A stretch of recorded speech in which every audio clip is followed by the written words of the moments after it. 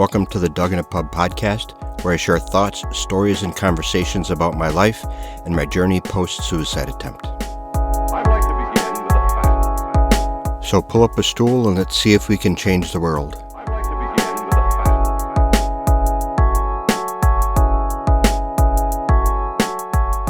fact. Hey, and welcome up to Dug in a Pub. Sorry about the almost 3-year hiatus, but COVID, life, those kind of things. And it was just getting hard to talk to myself in a closet. The missus and I, yes, we got married, coming up in 2 years. So the missus and I, Brett, say hello. Hello. And it was a year and a half. I'm just excited. So we're going to start recording these together because it's easier to have a conversation. So yeah, it's kind of the intro, and we'll go from there.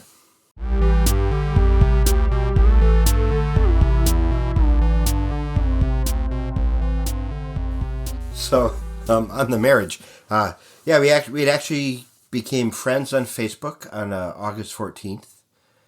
And then 2 years later, I asked her to marry me on August 14th. And then 8 years later, on August 14th, we got married. Because I was trying to make it easy for her because she's bad at remembering dates. And I still forget all the time. She does. And we got married by the Dude. A friend of ours cosplays the Dude. He did the ceremony for us, which was outstanding. It was a lot of fun. Got married at a Belgian beer bar. During the peak of COVID, so we had a small group of friends. After party was largely outdoors on the top of a mall. So we had a lot of spectators out in the parking lot. Yeah, it was good. It was a good time. We threw a good party. We threw a really good party. Probably the most recent thing is the picture I shared when I said we were going to start this back up again is a picture of me with Bill Murray. And how did that happen? How did that happen? That's a great question. Let me see if I can answer. There's a website called the Chive or Chive Charities that I've been following since 2008, 2009. They got into the world of, and Bill Murray has always been kind of their spirit animal. And the owners of the Chive have actually become friends with Bill Murray. And all the Murray brothers, they do golf tournaments and a lot of charity events with them. And they started an NFT thing through Project Venkman they started working on it like 2 years ago. But the NFT launched maybe halfway through last year, like July, August of last year. And one of the things about this NFT, and I'm not going to try to explain NFTs, there are better resources than me to talk about NFTs because I literally know little. But one of the utilities of this particular line of NFTs, this family of them, was the opportunity to turn your NFT into a ticket to meet Bill Murray. So I borrowed some money from the missus to buy the first NFT. I got one. And then they had a party out in Oceanside, California at Goat Hill Park. And Bill Murray was going to be there, but I didn't have the right NFT to go. So some of my awesome friends I've met through this NFT community on Discord gave me a ticket. They racked me a ticket, a random act of kindness. So I was able to go. Random act of kindness is something the Chive does a lot of. We do a lot of, That's the Chive charity part and trying to make the world 10% better. Yep, every day that's what we strive for. So I got to go out there and I have a Bill Murray tattoo on the back of one of my calves, which is a piece of art from the Chive. So it kind of does a dual function for me. And I wear a lot of kilts. So when I wear a kilt, that tattoo is very visible. But I had to make sure that I didn't count on getting a tattoo from Bill Murray, because then if it didn't happen, I didn't want to be crushed. The weight of expectations. Right. Manage my expectations. Absolutely. And so met Bill Murray. I showed him my calf. He goes, "Oh, looks like you've been working out." And then he walked away. That was the first interaction I had with him. And named Dave Grizzle, one of the guys who does most of the Bill Murray-related art for the Chive, was there. And I had him sign my leg, and I said, Dave, there's like one other autograph I want to get today. And then later on, I'm talking to Bill, because I can call him Bill now. We go way back to like a week and a half ago. But I was talking to him about the importance of being yourself in the face of expectations. So I went straight in for a very in-depth, meaty conversation about existing in the universe with him. And it was really not, it was like a great 3-minute conversation, which was just outstanding. And then Dave walks up and goes, "Hey, Bill, have you seen Doug's tattoo?" So I showed Bill my tattoo and I said, "Look, I even got Dave to sign it." And then I said, I hate to ask, but I'm going to. Can you sign my leg? And without skipping a beat, he said, yeah. Some people lifted up my leg so I could sign it on my shin. We're going to have to get it tattooed now, which is going to hurt. So I lifted up my leg. He wrote his name across my shin, drew the arrow to the tattoo. And then, then he spent about 3.5 hours at the event, which nobody expected, even the people who ran and set up the event. He interacted with the people. He had fun. There was a putting contest, a pie eating contest. He whacked the heads off a bunch of mums with a golf club. Yeah, a.k.a. Caddyshack moments. Really good barbecue. There was omelets. Just fun. Just a blast. There was a lot of fun people there. One guy has a Honda minivan that he retrofitted to look like the Ecto-1 from Ghostbusters. And that was pretty cool. And just an amazing event put together by Project Ventman and the Chive. And this is kind of the start of what the whole Bill Murray 1000 is going to be, is what they said about this event. That this is and where the it Bill really Murray starts. 1000 is the NFTs. Yeah, the NFT one. Thank you. Is the collection of the Bill Murray NFTs is the Bill Murray 1000, and there's still some available. I believe there are some going on sale in about a week and a half. You can go on OpenSea or Coinbase, which is where they're based on the Coinbase system, and that's really about all I know about NFTs. Is I have one. I rely on some friends I've made through the community to help me understand them and try not to make any horrible mistakes and accidentally send it to somebody who I don't know and lose it forever. The whole NFT crypto thing is just a strange, wild west kind of community. And what was interesting to me is we've seen some interviews with Bill Murray about the event, and I'm not sure he understands NFTs either, but he's got some people helping him understand it. And I think it's a neat thing. They designed these NFTs specifically to have some value other than just their virtual value. That a chance to meet Bill and some other access things. And each NFT is paired to a story about Bill Murray's life that you may or may not have heard in the past. So they're kind of writing his autobiography in an NFT basis, which is something different also. But the Chive has a tendency to break new ground and to do things other people haven't thought of. And this is just another event or another occasion where they've really said, well, what's this NFT thing? We should do something. And then they don't just launch an NFT. They tie it into Bill Murray, who's this icon in comedy and movies, and people love dearly. And yes, he has controversy. I understand that very much. I'm very aware of Bill Murray's controversies. But so they tied it into this whole mythology of the man, the myth, the legend of Bill, and into golf and the whole thing. So it's going to be interesting to see where it goes. And ultimately, it's a fundraiser for the Chive and for Chive charities. Yeah, absolutely. And it's funny, you look at the Chive website and you don't think charity, you think, girls in bikinis and funny pictures. But Chive Charities in 10 years has donated over $20 million to charity. Is amazing to start from zero. And now they're doing over $500,000 per quarter to charity. And that's people they need their houses retrofit, they need wheelchair vans, they need new prosthetics, they need medicines they can't afford. It's all the orphan diseases that, here's a disease, like the brittle bone disease. It's not a lot of people have it, which is great, but they don't have a place to go to help for money other than a GoFundMe. Well, the Chive steps in and they help a lot of these people who don't have other resources to rely on to try to get things like vans and wheelchairs and prosthetics and expensive medicines.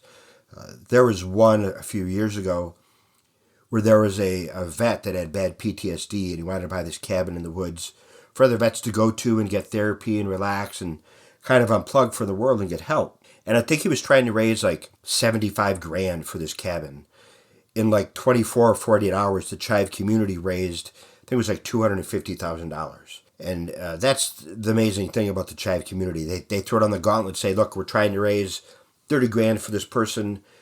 And it's almost inevitable that the Chive community blows that out of the water in the first 24 hours. And now that Chive Charities is big enough, they do a lot of matching. So they ask for 25, the community raises 25, and then the charity itself comes in and it doubles that, or it adds another 10 grand or 30 grand, or underwrites some other portion of it, which is pretty impressive. So yeah, it's kind of the long story short of how I met Bill Murray and had him right on my leg. March 4th, I'm going into Lady B, who's my tattoo artist, and she's going to make Bill Murray's autograph permanent on my shin. So that'll be exciting and painful, but you go big or go home. So, Exactly. so yeah, that's that portion of the podcast.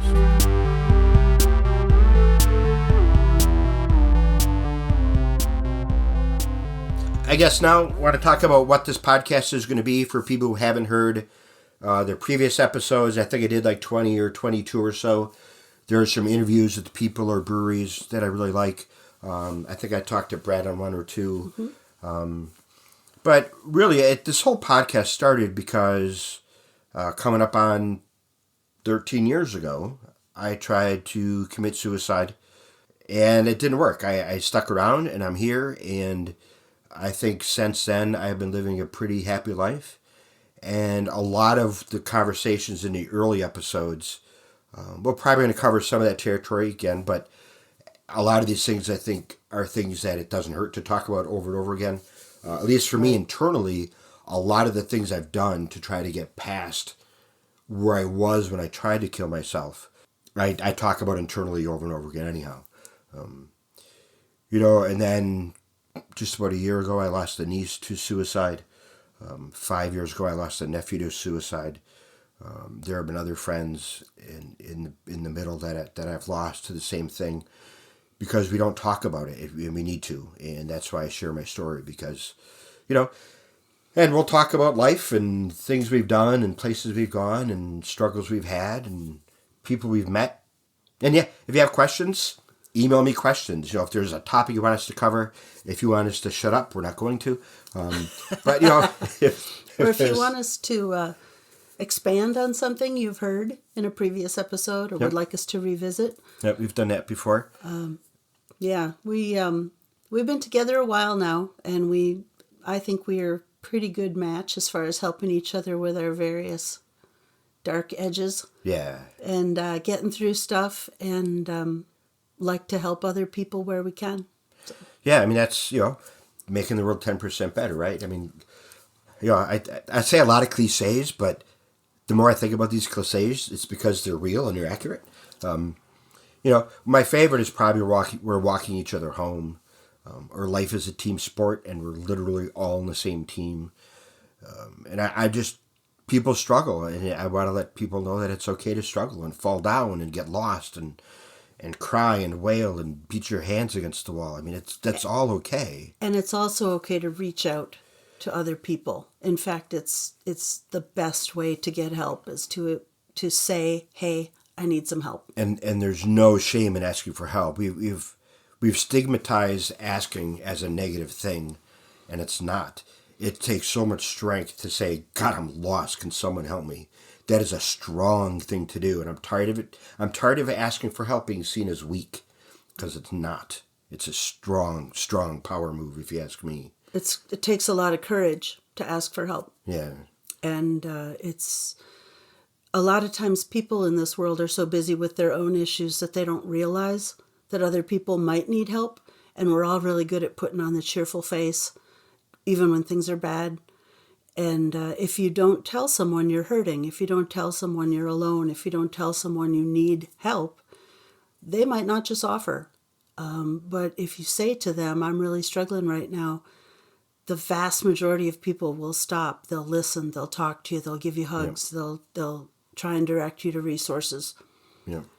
And that's the concept of Doug in a pub, I think, started because Doug and I, when we're out in public, we tend to talk to strangers all the time and strike up, conversations. And sometimes those conversations get pretty deep pretty quickly and usually end with a lot of hugs, and sometimes with people who remain friends for years.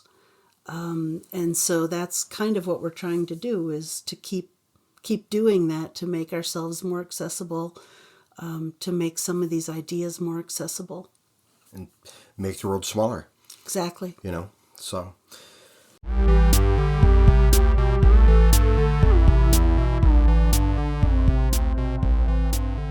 Well, there you go. There's the first episode of the relaunch of Doug in a Pub. I need to thank my friend Ryan at NFG Ryan, one of the NFG guys. They have their own podcast that really focused on the NFT world. Talks about a lot of things I almost understand now. So thank you, Ryan, for the push. I really appreciate it. It needed to happen, and you were just the Canadian to do it. So yeah, we'll probably do this, I don't know, whatever, every 2 weeks, every 4 weeks, somewhere in there. We're not going to, I don't think I have doing it once a week is rough, I think, to start. But yeah, once a month is kind of my target right now. And I'm going to aim for this, 15, 20 minutes. Something you listen to on the way to work or the way home from work, or nothing too long. But yeah, again, if you have any questions, you can email me at doug@douginapub.com or go to my website, which is douginapub.com. I'm also on Facebook at /douginapub. I'm on Instagram as @douginapub. I've tried to get some good branding here, although my other nickname is Kiltman, which really messed up my branding by having two. But there you go.